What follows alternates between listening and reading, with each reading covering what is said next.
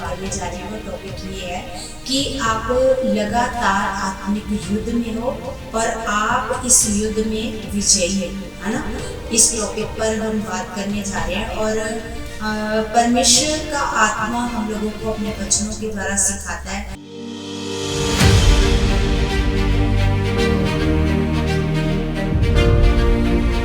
आज हम परमेश्वर के वचनों से सीखते हैं कि ये युद्ध हमारा किसके साथ है, कौन हमारा दुश्मन है और हम कैसे विजयी हो चुके हैं इस युद्ध में। आइए हम परमेश्वर के वचनों से देखते हैं कलीसिया।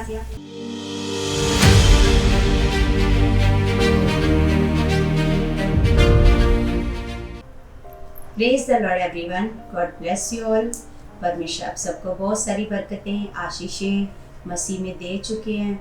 सर्वशक्तिमान जीवित परमेश्वर का हम धन्यवाद करते हैं। प्रभु हमारे बीच में है, हमें बुद्धि देने वाला, समझ देने वाला, अपने वचनों का ज्ञान देने वाला हमारा परमेश्वर हमारे बीच में है। कलीसिया वो प्रतिदिन हम लोगों को बढ़ाता है। हम उसके उपकारों के लिए दिल से परमेश्वर का धन्यवाद करते हैं यीशु के नाम से।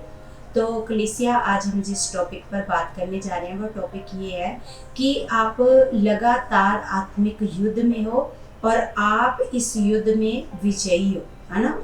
इस टॉपिक पर हम बात करने जा रहे हैं और परमेश्वर का आत्मा हम लोगों को अपने वचनों के द्वारा सिखाता है। आज हम परमेश्वर के वचनों से सीखते हैं कि ये युद्ध हमारा किसके साथ है, कौन हमारा दुश्मन है और हम कैसे विजयी हो चुके हैं इस युद्ध में। आइए हम परमेश्वर के वचनों से देखते हैं कलीसिया। तो सबसे पहले हम ये सीखते हैं कि जो हमारा ये युद्ध है ना, ये जब तक एक व्यक्ति को ये नहीं पता कि मैं किसी युद्ध में हूँ, मैं एक युद्ध में हूँ। सोच के देखो कि जब एक सिपाही किसी ऐसी जगह पर खड़ा हो जहाँ उसको पता हो कि मेरे चारों तरफ मेरे दुश्मन है ना, उसको पता ही ना हो कि मैं किसी लड़ाई में हूँ, तो वो क्या करेगा? वो तो युद्ध करेगा ही नहीं, वो तो मतलब अपनी तरफ से कुछ भी कोशिश नहीं करेगा, है ना।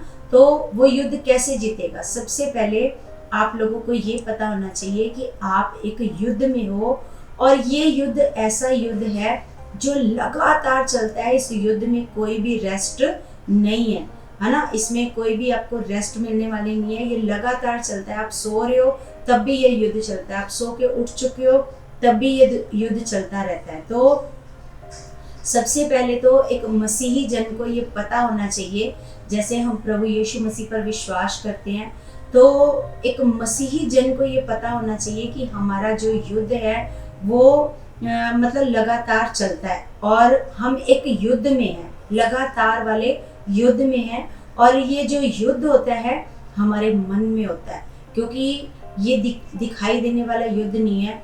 ऐसे नहीं है कि हमें पता चलता है कि हम किसके साथ लड़ाई कर रहे हैं ना, तो ऐसे दिखाई देने वाला नहीं है। ये परमेश्वर का वचन हम लोगों को बताता है कलीसिया कि ये जो युद्ध है ये किसी शारीरिक व्यक्ति के साथ नहीं है। क्योंकि हमें जैसे हमें पता है कि जैसे हम एक वचन पढ़ते हैं इफिसियों की पुस्तक 6 का हम पढ़ते हैं 12। यहाँ पर लिखा है, क्योंकि हमारा ये मल्ल युद्ध लहू और मांस से नहीं परंतु प्रधानों से और अधिकारियों से और इस संसार के अंधकार के हाकिमों से और दुष्टता की आत्मिक सेनाओं से है। ये युद्ध एक आत्मिक युद्ध है, ये कोई शारीरिक युद्ध नहीं है कलीसिया। ये एक आत्मिक युद्ध है जिसको हर एक मसीह को लड़ना पड़ता है। ऐसे नहीं है कि किसी को लड़ना पड़ता है और किसी को नहीं लड़ना पड़ता। हर एक को इस युद्ध को लड़ना पड़ता है। हर एक मसीही जन इस युद्ध का हिस्सा है। जो जैसे हमें परमेश्वर का वचन बताता है, क्योंकि हमारा ये मल्ल युद्ध लहू और मांस से नहीं, मतलब किसी व्यक्ति के साथ नहीं है ना। तो हमारा ये मल्ल युद्ध लहू और मांस से नहीं परंतु प्रधानों से और अधिकारियों से और इस संसार के अंधकार के हाकिमों से और दुष्टता की आत्मिक सेना से है जो आकाश में है। तो सच में कलीसिया ये जो हमारा युद्ध है ये शैतान के साथ है और शैतान की आत्मिक सेना के साथ है। जैसे हम परमेश्वर का एक वचन पढ़ते हैं यशायाह की पुस्तक, यशायाह 14 अध्याय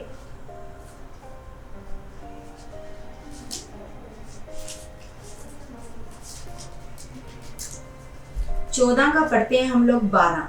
तो यहाँ पर लिखा है, हे भोर के चमकने वाले तारे, तू कैसे आकाश से गिर पड़ा है।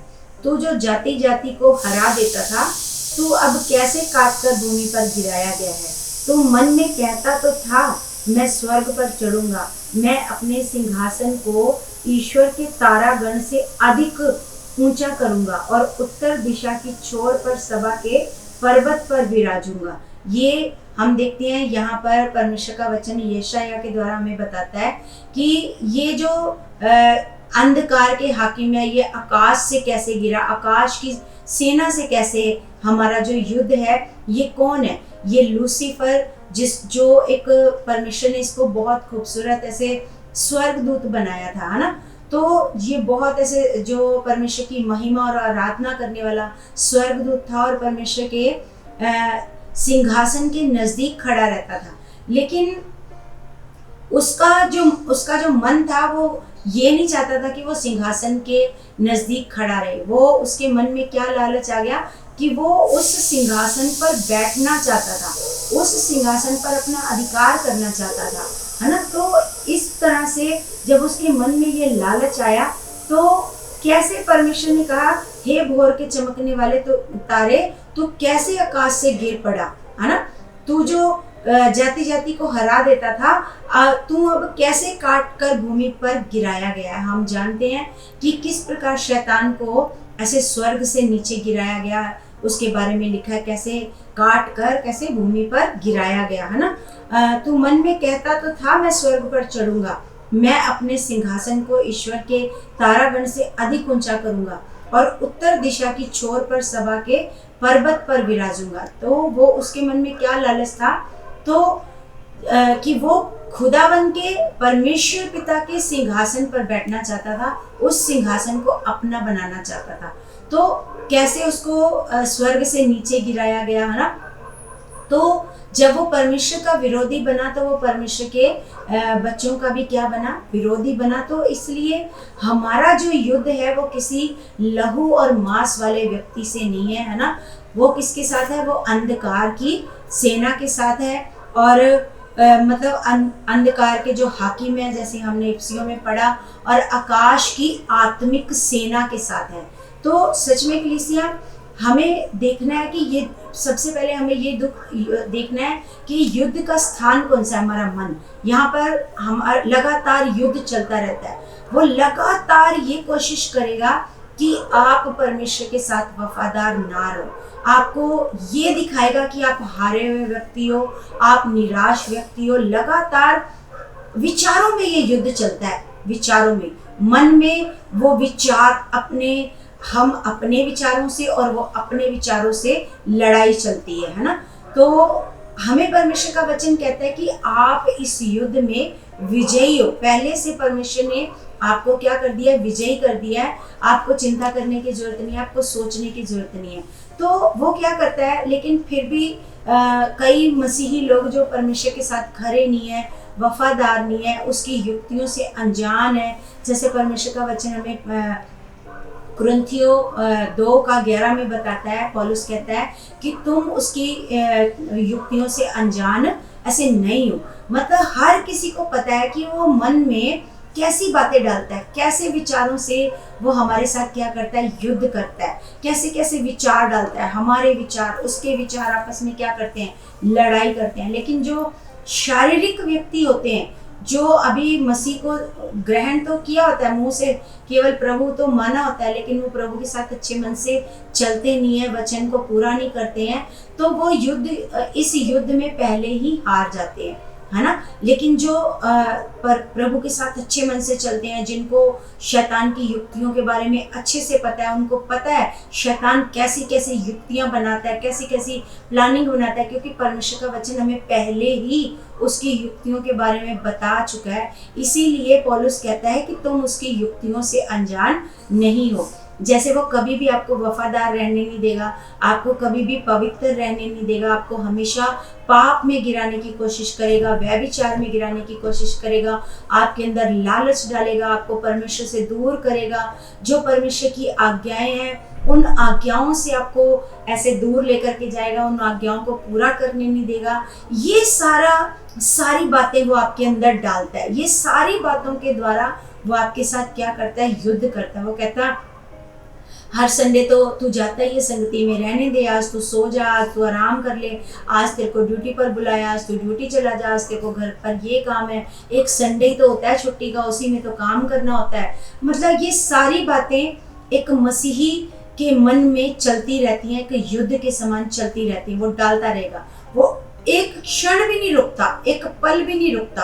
परमेश्वर का वचन कहता है कि वो ताक में रहता है कि किसको फाड़ खाए, गर्जने वाले शेर के समान उसे ताक में रहता है कि किसको फाड़ के खाए। वो ताक में लगा रहता है, ताक में वो लगातार अपनी युक्तियां बनाता है, लगातार आपके मन में परमेश्वर के विरुद्ध बातें डालता है ना। जैसे उसने आदम और हवा के मन में परमेश्वर के विरुद्ध बातें डाली, तो वो आपके मन में भी डालता है। जैसे प्रार्थना का समय है तो मन में आएगा नहीं थोड़ा आराम कर ले, सो जा, है ना, थका हुआ है, ऐसे करके बहुत सारी बातें।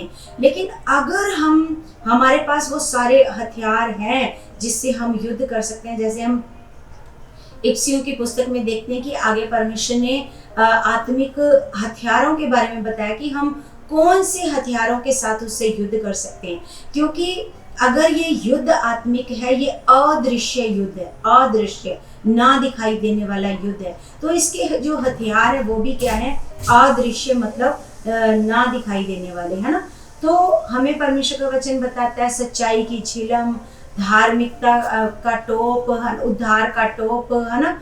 तो सच में हमें परमेश्वर का वचन बताता है कि आत्मा की तलवार, ऐसे ये सारे परमेश्वर के क्या है, ऐसे हथियार है जो परमेश्वर हम लोगों को देता है, जिससे हम उस दुष्ट की युक्तियों का क्या कर सकते हैं, सामना कर सकते हैं। हमें परमेश्वर बलवंत बनने को कहता है कि बलवंत बनो, परमेश्वर की सारी शक्ति में क्या बनते जाओ, बलवंत बनते जाओ। हमें परमेश्वर बलवंत बनने को कहता है। इसका मतलब है परमेश्वर सारा कुछ पूरा कर चुका है, लेकिन हमें क्या अपने मन में ठान कर रखना है, नहीं, शैतान की कोई युक्ति मेरे जीवन में पूरी नहीं हो सकती, क्योंकि मेरे साथ मेरा परमेश्वर है। तो ये जो युद्ध है कलीसिया, वो आपके ऐसे लगातार इस कोशिश में शैतान लगा रहता है कि किस तरीके से वो आपको परमेश्वर से दूर रखे, किस तरीके से आपसे पाप करवाए, किस तरीके से आपको लालच में लेकर के जाए, किस तरीके से आपको बाइबल पढ़ने से रोके, किस तरीके से वो आपको प्रार्थना करने से रोके। लगातार कोई ना कोई युक्तियां बनाता है। जिस प्रकार आपने देखा होगा कि आपका प्रार्थना का समय होता है, उसी समय कोई ना कोई आपके घर पर आ जाता है, या बेल बजती है, या फिर कोई बैठा रहता है आपसे बातें करता रहता है, आप मन में सोच रहे हो मेरी तो प्रार्थना का समय है ना।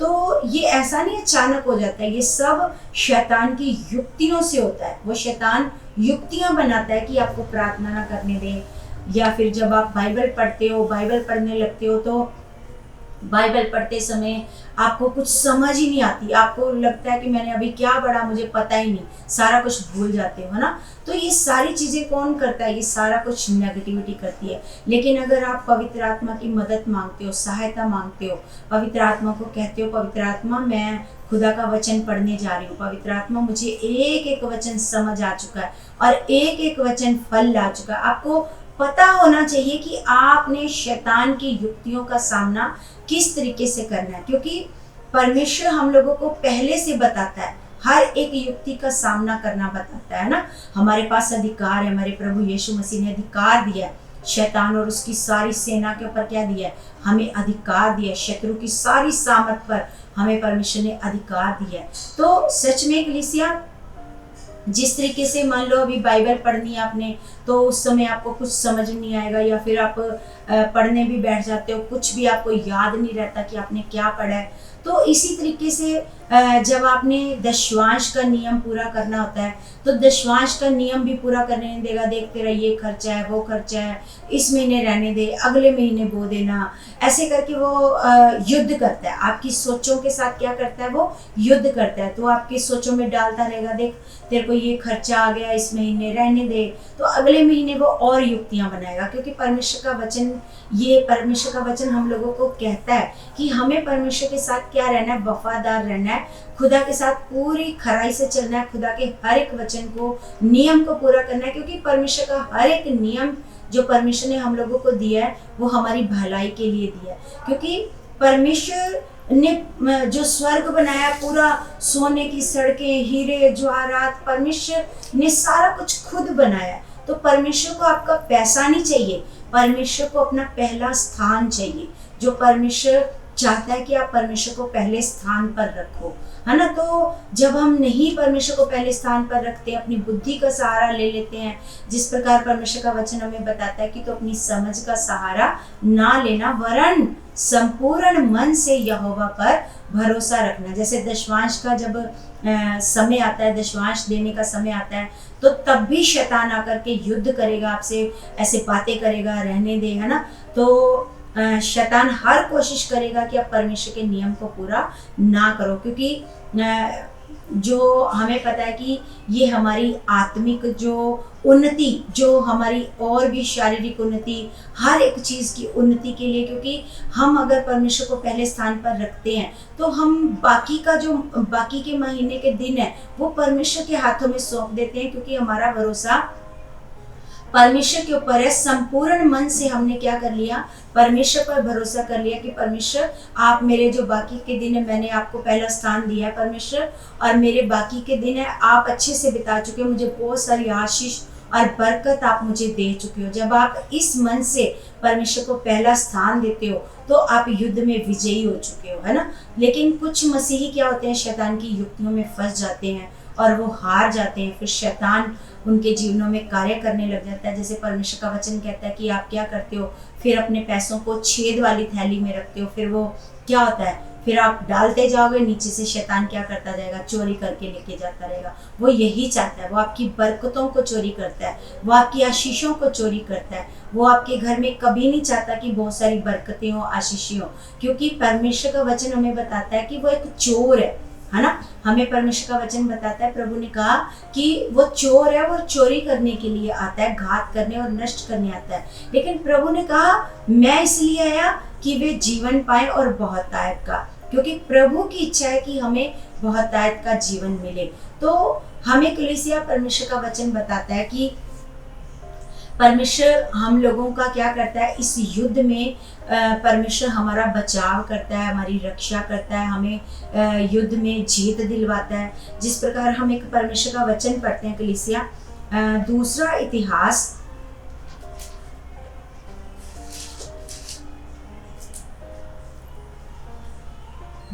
इतिहास 20 का हम पढ़ते हैं 17। तो यहाँ पर हम पढ़ते हैं कि यहाँ लिखा है, इस लड़ाई में तुम्हें लड़ना ना होगा, हे यहूदा और हे यरूशलेम, ठहरे रहना और खड़े रहकर यहोवा की ओर से अपना बचाव देखना। यहाँ पर क्या करता है परमेश्वर युद्ध में, यहाँ पर हम देखते हैं एदोम के साथ जब ऐसे युद्ध होता है ना, यहोशापात पर जब चढ़ाई होती है, युद्ध होता है, तो वो सबसे पहले क्या करता है, परमेश्वर की तरफ भागता है। तो परमेश्वर क्या करता है, इसमें बचाव करता है ना। तो यहाँ पर परमेश्वर का वचन कहता है कि इस लड़ाई में तुम्हें लड़ना ना होगा, हे यहूदा और हे यरूशलेम, ठहरे रहना और खड़े रहकर यहोवा की ओर से अपना बचाव देखना, मत डरो और तुम्हारा मन कच्चा ना हो, कल उनका सामना करने को चलना और यहोवा तुम्हारे साथ रहेगा। यहोवा परमेश्वर इस युद्ध में हमेशा हमारे साथ रहता है, हमारी मदद करता है, हमारा बचाव करता है हमारा परमेश्वर। क्योंकि हमें परमेश्वर अपने वचनों के द्वारा पहले से गाइड करता रहता है कि शैतान ये युक्ति बनाएगा, इसमें आपने कैसे चलना है। ये जैसे हम देखते हैं कि जब दाऊद क्या करता था, दाऊद लड़ाई हम देखते हैं कि दाऊद ने 66 लड़ाइयाँ लड़ी, है ना। और दाऊद अलग अलग राजा उसके पास आते थे लड़ाई करने के लिए। तो हम देखते हैं कि अलग अलग तरीके से परमेश्वर पहले से उसको बताता था कि ये राजा इधर से आ रहा है, तूने ऐसे युद्ध करना है, तूने ऐसे युद्ध करना है। हर युद्ध का क्या बताता था, उसको ऐसे तरीका बताता था। तो इसी तरीके से हमें परमेश्वर क्या करता है, हमारे कैसे बचाव करता है कि हर जो शैतान हमारे मन में विचार डालता है तो उससे युद्ध करने के लिए हमें बताता है कि कैसे तुम्हारा इस युद्ध में क्या होएगा, बचाव होएगा, कैसे हमारी रक्षा होएगी। तो सच में कलीसिया हमें परमेश्वर ये भी बताता है कि इस युद्ध में हमारी विजय हो चुकी है, हम जीत पा चुके हैं। और ये जो हमारी विजय है ये क्रूस है, क्रूस हमारी विजय है। जैसे हम परमेश्वर का वचन देखते हैं कलीसिया, कुलुसियों की पुस्तक 2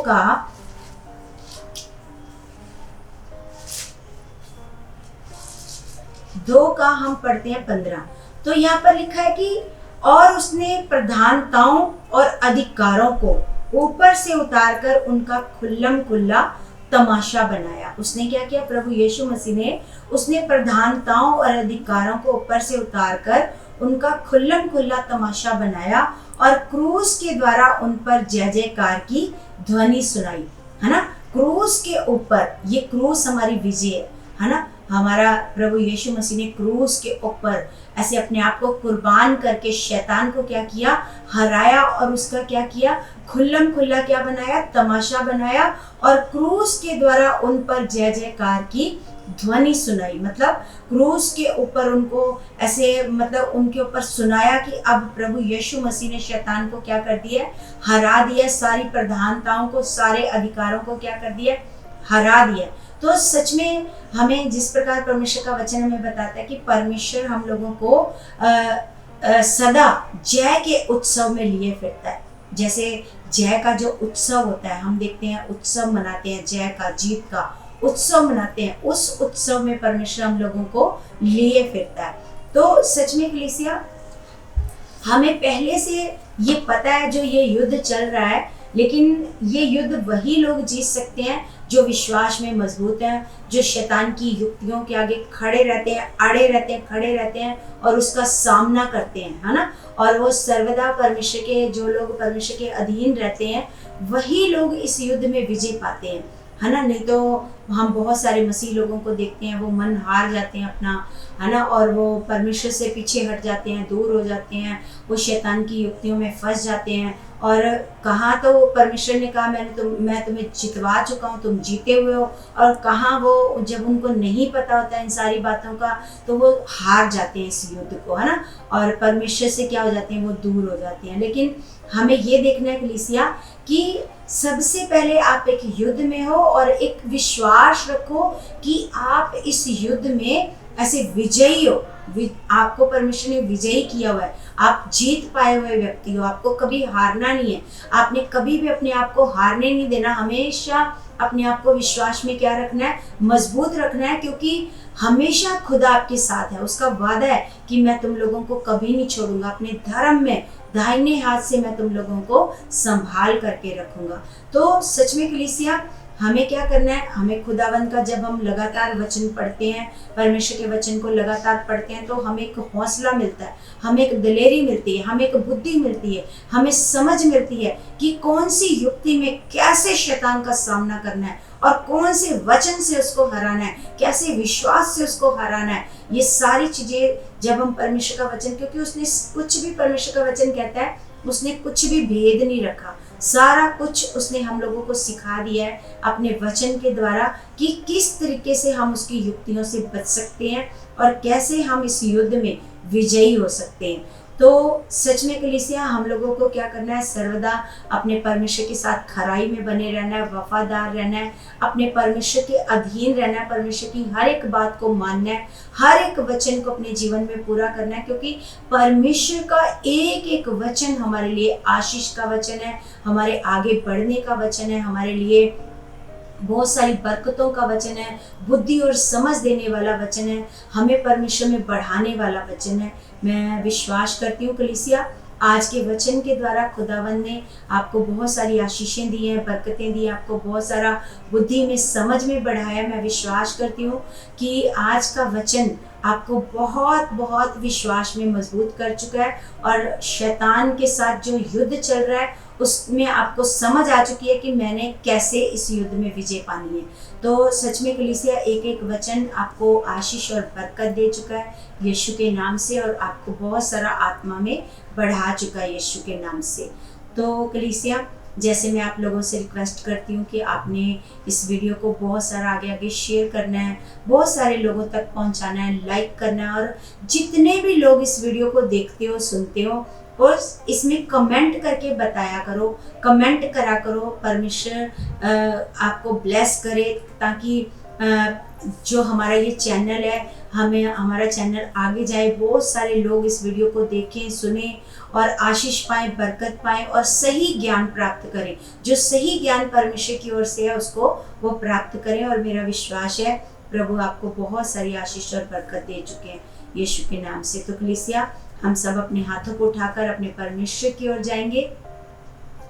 सर्वशक्तिमान जीवित पिता, आप हमारे बीच में मौजूद हो मेरे खुदावंत पिता। हम आपकी दया के लिए, आपके प्रेम के लिए, आपकी बरकतों के लिए, आपकी आशीषों के लिए हम आपका धन्यवाद करते हैं मेरे परमेश्वर पिता। आप महान पिता हो, आप प्रेम करने वाले परमेश्वर हो खुदा। यस पिता परमेश्वर, आपने अपने वचनों के द्वारा आपने हमें आगे बढ़ाया, बुद्धि दी है, समझ दी है पिता परमेश्वर, अपने वरदानों से भरा है, अपने फलों से भरा है पिता परमेश्वर। आपके उपकारों के लिए हम आपका दिल से धन्यवाद करते हैं पिता परमेश्वर जी। मेरे महान पिता परमेश्वर, मैं तेरे बच्चों के लिए दुआ करती हूँ पिता, प्रार्थना करती हूँ मेरे खुदावन, तेरा एक एक बेटा बेटी परमेश्वर आत्मा में ब्लेस हो चुका है, आत्मिक जीवन में बढ़ चुके पिता परमेश्वर। आज जो आपने हमें ज्ञान दिया है, समझ दिया पिता परमेश्वर, पिता इस युद्ध में पिता तेरे बच्चे जीत प्राप्त कर चुके हैं पिता परमेश्वर। ये सर्वदा सर्वदा परमेश्वर शैतान की युक्तियों का सामना करने वाले बन चुके हैं और परमेश्वर ये आपके अधीन हो चुके हैं पिता परमेश्वर। आपके वचनों को पूरा करने वाले आपके आज्ञाकार बच्चे बन चुके हैं पिता परमेश्वर। पिता परमेश्वर, मैं इन सब के लिए प्रार्थना करती हूँ खुदावन पिता परमेश्वर। अगर कोई भी जन परमेश्वर किसी प्रकार के हालात में है, किसी प्रकार की बीमारी में है, परेशानी में है, किसी दुख में है खुदावन, किसी का मन उदास है पिता, कोई अपने बच्चों की तरफ से पिता दुखी है, परेशान है, कोई पति की तरफ से कोई बहन परेशान है खुदा पिता परमेश्वर, मैं सबके लिए मांगती हूँ पिता, आप इनको मन की हीलिंग दे चुके हो पिता, इनके मन में बड़ी शांति दे चुके हो परमेश्वर, इनको अपने में बढ़ा चुके हो पिता परमेश्वर, इनको बुद्धि समझ दे चुके हो पिता परमेश्वर। ये जो शैतान युक्तियां बनाता है, इनसे कैसे जीत पानी है पिता, सच में मैं विश्वास करती हूँ पिता, एक एक वचन परमेश्वर इनके जीवन में पूरा हो चुका है पिता परमेश्वर, एक एक प्रार्थना इनके जीवन में पूरी हो चुकी है पिता परमेश्वर, और बहुत सारी आशीषें और बरकतें इनके जीवन में आ चुकी हैं यीशु मसीह के नाम से। आमीन आमीन। सबको जय मसीह की।